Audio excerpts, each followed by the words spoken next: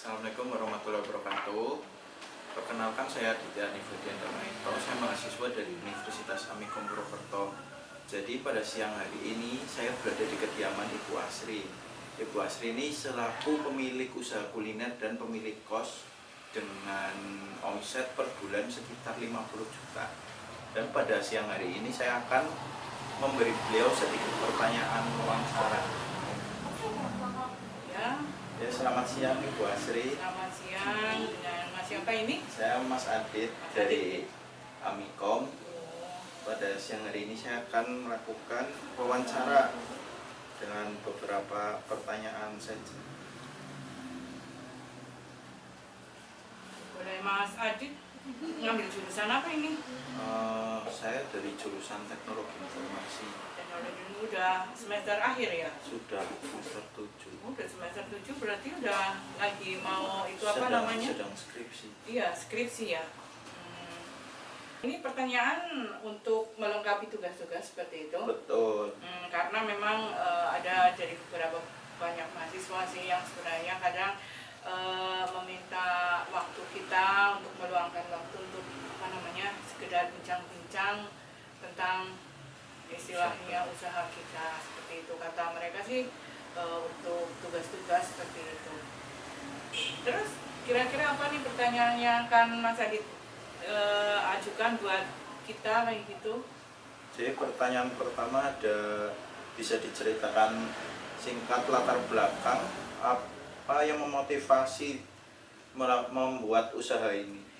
Ya baik, pada awalnya sih memang karena usia ya, faktor usia itu kita, maksud saya itu suami saya dulu pernah bekerja sebelumnya karena beliau resign, jadi saat itu kita harus memikirkan dari awal, yaitu karena kebetulan jauh dari tempat kita sekarang, terus saya atau kami itu istilahnya mencoba bagaimana kalau kita itu untuk membuka usaha seperti itu. Nah dari situlah saya itu ada ide-ide baru bagaimana kita itu menciptakan usaha kalau bidang kita itu kuliner seperti itu untuk awal mulanya. Dan pada saat itu saya fokus di bidang apa namanya kuliner itu hanya menjual ayam goreng seperti itu. Nah lambat laun sedikit berkembang sedikit seperti itu. Dan sampai sekarang. Lalu untuk usaha yang kos? Untuk kos sendiri kan terus terang kita ke depan ya, karena yang namanya usaha itu fluktuatif, nggak istilahnya nggak kadang turun naik, itu selaku pelaku usaha itu mesti ada kayak gitu. Nah dari itu kan persaingan dunia usaha itu sekarang kan sepertinya itu berat ya, banyak sekali orang-orang yang ingin membuka usaha. Nah dari hasil usaha kuliner tersebut, kita berpikir bahwa bagaimana kalau kita menginvestasikan sedikit hasil dari usaha kita itu untuk memulai usaha yang lain kayak gitu. Nah karena kita melihat properti itu sepertinya itu lebih enak, jangka panjangnya itu untuk investasi itu lebih enak di properti seperti itu. Jadi kita mengalokasikan bagian dana itu untuk membuat usaha kos seperti itu. Lalu selanjutnya ada strategi apa yang paling efektif dalam mengembangkan usaha ini serta bagaimana peran inovasi dan teknologinya? Karena saya itu dimulai tahun 2013 ya, yang namanya digital pada waktu itu belum terlalu berkembang seperti sekarang ya, biarpun sudah berkembang itu masih namanya standar ya gitu, yang namanya aplikasi apapun, apa makanan ya gitu belum seramai sekarang. Pada waktu itu kita itu masih mengandalkan itu dari mulut ke mulut, itu apa ya artinya? Kata Face to orang face. bukan face to face, dari mulut ke mulut. Jadi orang membeli produk kita ditularkan, oh di sana seperti ini, di sana seperti ini rasanya. Nah, mulailah usaha itu berkembang. Nah, kemudian mungkin setelah kita juga ada waktu pas COVID itu ya, COVID-19, pernah mengalami yang namanya usaha itu dimanapun mungkin lagi down kayak gitu. Nah, pada waktu itu mulailah kita berpikir bahwa kalau ternyata dari mulut ke mulut pun itu kurang mengena, kurang efektif seperti itu. Ya, pada waktu itu kita banyak sekali tawaran untuk menggunakan usaha itu melalui platform digital seperti itu. Contohnya seperti GoFood, GrabFood, dan sampai sekarang itu masih berjalan itu Shopee Food seperti itu. Lalu ada apa nilai-nilai utama yang Anda pegang dalam bekerja dan bagaimana cara Anda menjaga etika saat menghadapi tekanan atau dilema bisnis?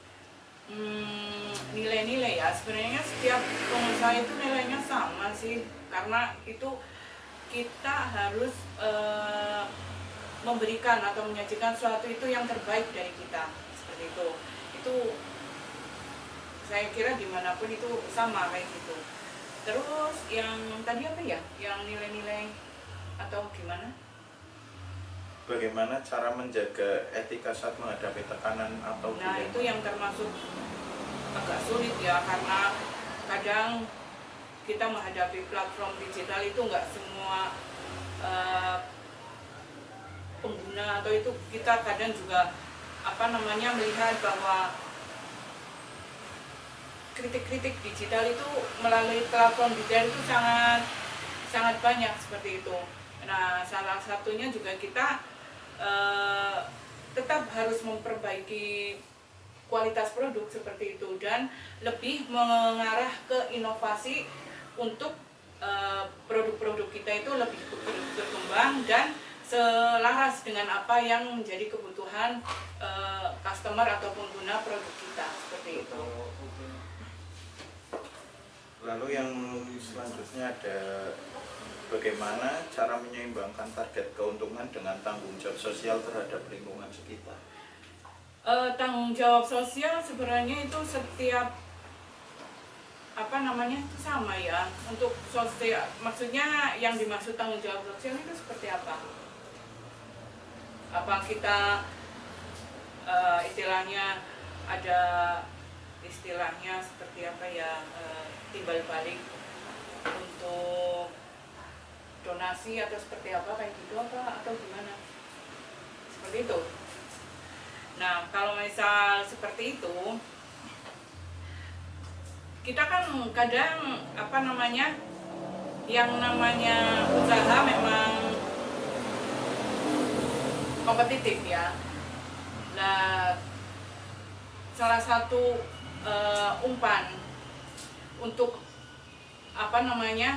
menyeimbangkan kompetitor kayak gitu, kita juga kadang melakukan yang namanya yang sosial kayak gitu, seperti itu. Cuman karena pada saat ini saya nggak bisa publis kayak gitu, karena memang itu urusan manajemen catatan bagi kita sendiri seperti itu. Untuk yang menyeimbangkan target keuntungan? Menyeimbangkan target keuntungan itu sangat susah ya, kadang namanya itu saya itu fluktuatif, karena prinsip saya bisa berjalan lancar itu sudah sangat luar biasa kayak gitu, seperti itu Mas Hadid. Lalu yang terakhir, ada pesan apa yang Ibu mau sampaikan kepada generasi muda terkait usaha? Itu yang namanya jadi poin ya sekarang, bahwa anak muda itu harus lebih semangat, harus lebih termotivasi, bahwa peluang usaha itu semakin terbuka lebar ya. Sebenarnya itu kegigihan dari kita sendiri, karena kesuksesan itu awalnya itu dari kita. Terus untuk generasi muda yang sekarang, saya sih hanya bisa berpesan gitu bahwa tetap semangat seperti itu. Baik, terima kasih atas waktunya. Jadi sekian wawancara dari saya. Terima kasih. Wassalamualaikum warahmatullahi wabarakatuh.